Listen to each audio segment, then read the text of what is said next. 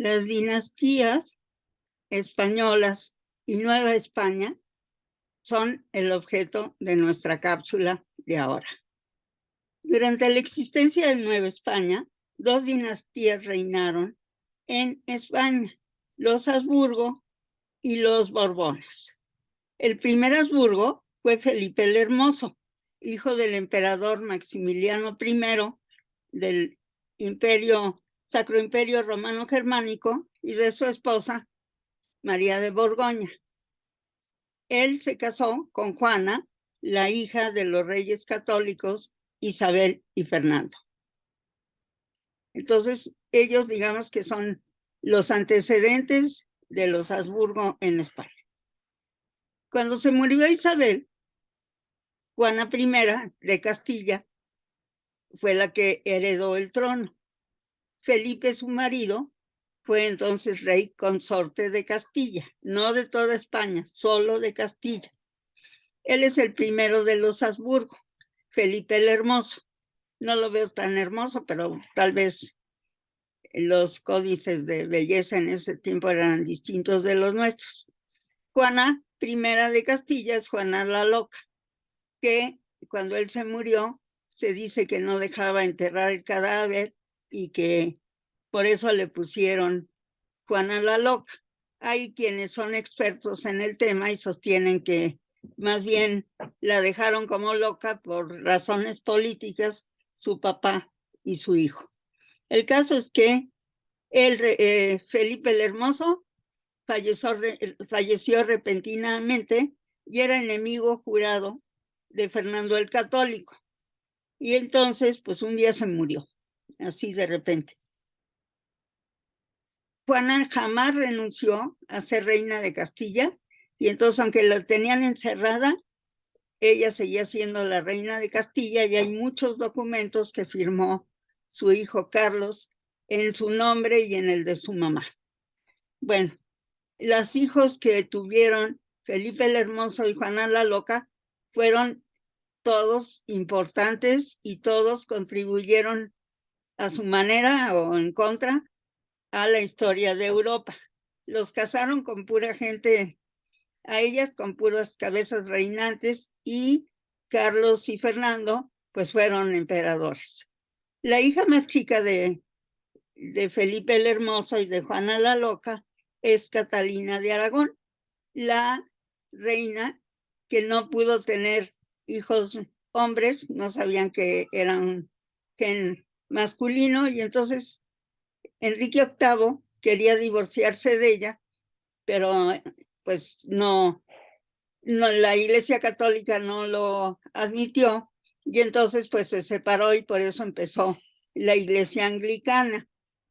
No le iba a cortar la cabeza porque pues todos estos eran muy importantes, entonces simplemente se salió de la iglesia y ya.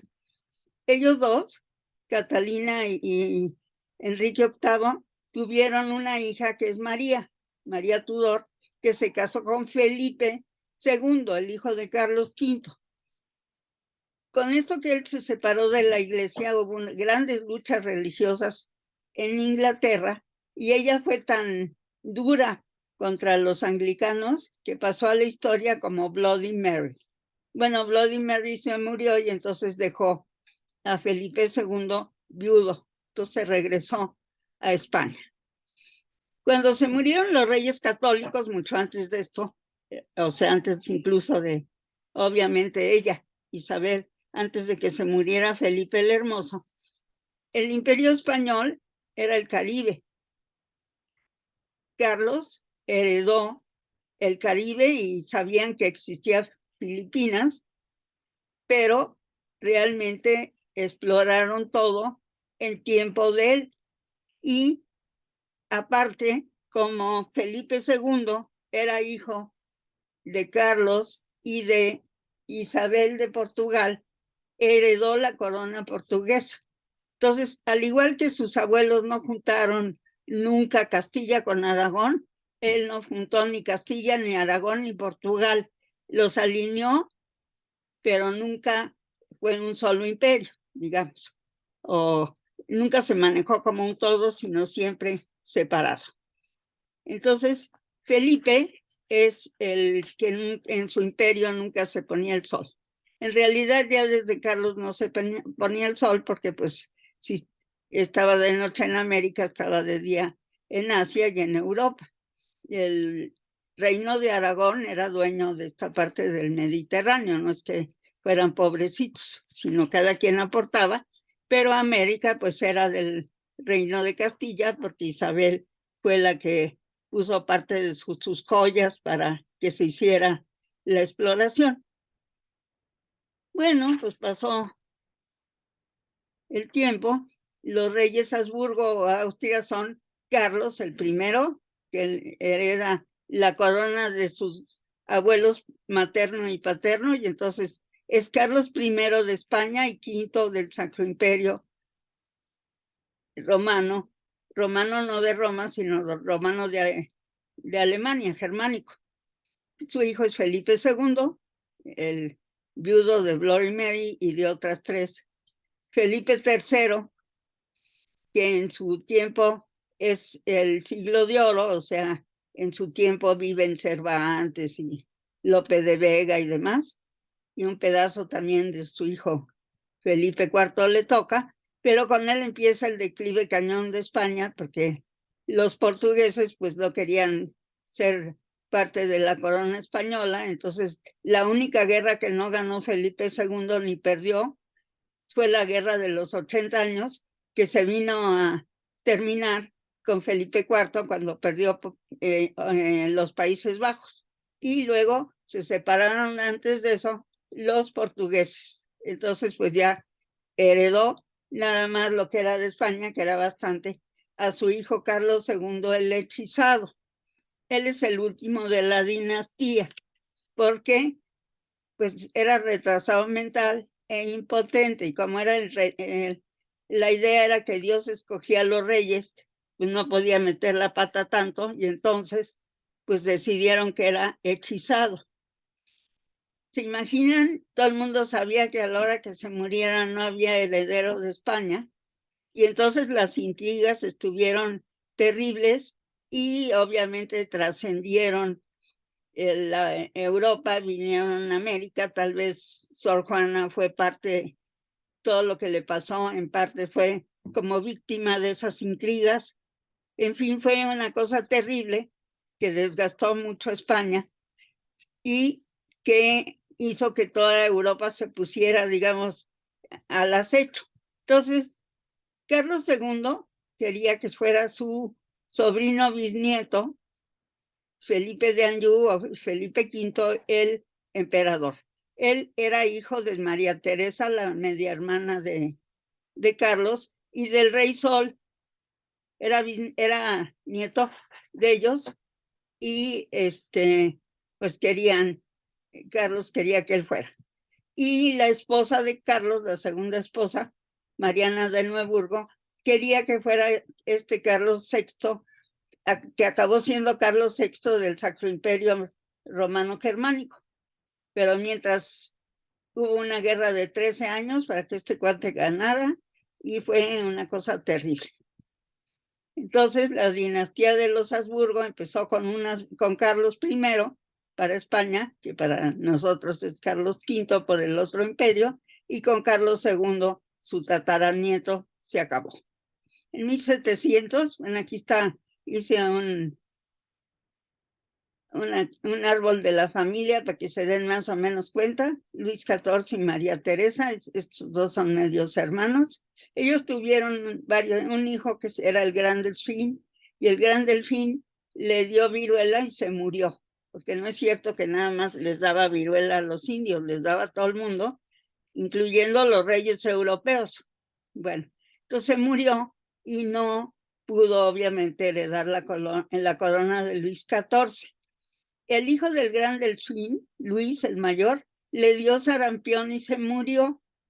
Y el otro hijo es Felipe V de España. Entonces, como ya es rey de España y para eso renunció a sus derechos a la corona francesa, su sobrino, o sea, el hijo de Luis, el que se murió de sarampión, el duque de Borgoña, es Luis XV. Entonces es sobrino de Felipe.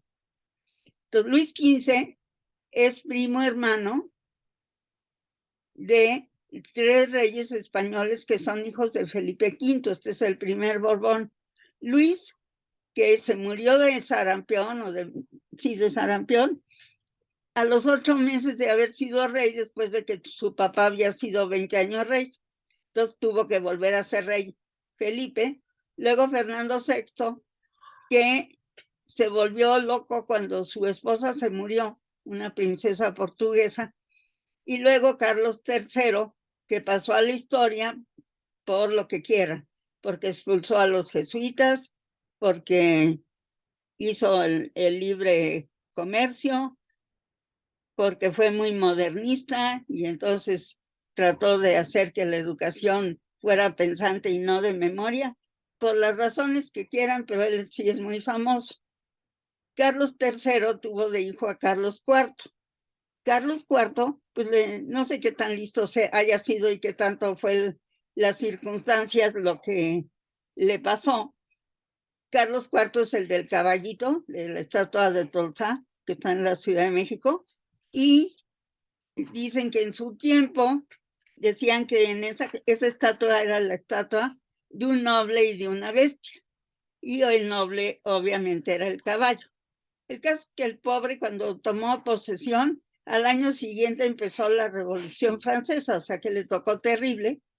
Se casó con María Luisa de Parma y tuvieron a Fernando VII de hijo. Este es el último rey para la Nueva España. Los Borbones españoles siguen en la corona, o sea, Felipe VI es Borbón, pero a nosotros nos incumben hasta Fernando VII.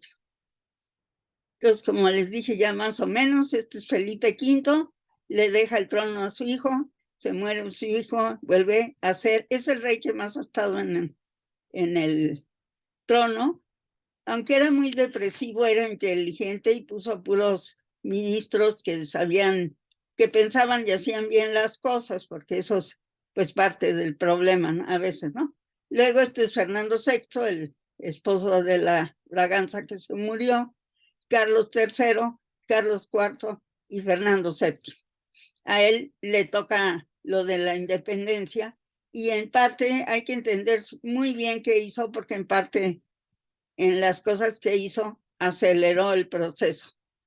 Cuando llegó Napoleón, primero le dejaron pasar y luego Napoleón se dio cuenta que Carlos IV y Felipe, bueno, y su hijo Fernando no se entendían nada y entonces decidió que era muy interesante invadir Portugal, pero más quedarse en España, hizo que se abdicaran a favor de él y luego el de su hermano José Bonaparte, que pasó a la historia como Pepe Botella, aunque dicen que no bebía, y lo de las cortes españolas se fueron consolidando en Cádiz y allí hicieron la Constitución. Los franceses nunca fueron reyes de México a través en esta etapa, digamos. Bueno, nunca han sido, porque aunque manden emperadores, no eran franceses. Entonces, las tierras de los reinos de España dependen de Cádiz, no del rey. Hicieron la Constitución de Cádiz de 1812, que le llamaron la Pepa porque la promulgaron el 19 de marzo, que es día de San José. La Constitución de Cádiz, entre las cosas que dice, es que América y todos los virreinatos no tienen por qué ser de la corona de Castilla, sino son reinos con los mismos derechos y obligaciones que los reinos de la península ibérica. Entonces son tan importantes en Nueva España como Castilla. Y entonces deja de haber virrey. El último virrey que tuvimos, el número 61, fue Juan Ruiz de Apodaca, sin que lo cambiaran, porque era imposible cambiarse en ese momento. Él es el tercer jefe político superior de la Nueva España, porque durante la Guerra de Independencia, como hubo cambios en España, pues impusieron la Constitución política, no era virrey, sino jefe político.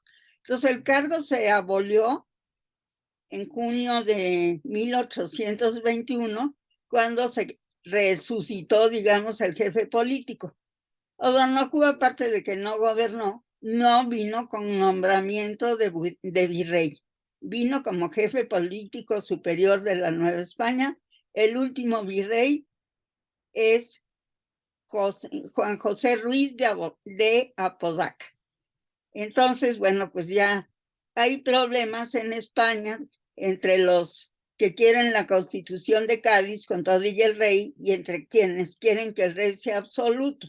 Cuando vean virrey es que está Fernando VII como absoluto, y si ven jefe político es que está teniendo que hacerles caso a los de Cádiz. Entonces, en todo ese lío, México y prácticamente todo el continente americano, o sea, toda Hispanoamérica menos el Caribe, se independizaron. Ya estaban hartos de tanta inestabilidad. Fernando VII logró recuperar su corona como rey absoluto gracias a los franceses. Le mandaron el batallón de los 100,000 hijos de San Luis, su primo Luis XVIII, que era hermano del guillotinado Luis XVI. Y entonces con eso se deshizo de los liberales, abolió la Constitución y retomó su papel tradicional, pero eso fue en 23, ya mientras había perdido todas las colonias. Entonces, Nueva España, cuando pasó esto, ya no existía, ya había pasado la independencia el 27 de septiembre de 1821, y entonces, como no tenía constitución, pues usaron la de Cádiz. La Constitución de Cádiz rigió aquí hasta que se logró hacer la del 24, o sea, en el imperio y en las dos regencias que hubo estaba la Constitución de Cádiz. Fernando VII se murió sin reconocer las independencias y era un lío espantoso. No había manera de tener obispos porque España no dejaba que el Papa lo reconociera, y España tenía mucho miedo que los mexicanos ayudaran a la independencia de Cuba, así que la viuda de Fernando VII, porque su hijita tenía unos cuantos años, fue la que en nombre de la hija, o sea, María Cristina, en nombre de su hija Isabel II, reconoce la independencia de la Nueva España el 28 de diciembre de 1836. No sé por qué sería el Día de los Inocentes, pero pues fue el 28 de diciembre de 1836. Ese día ya reconoció la independencia y pues empezamos a vernos como países independientes frente a ellos. Como siempre, si les gustó, les agradeceré que le hagan clic en la manita con el dedo para arriba, y si no se han suscrito a mi canal, pues ojalá lo hagan. Que les vaya muy bien. Hasta la próxima.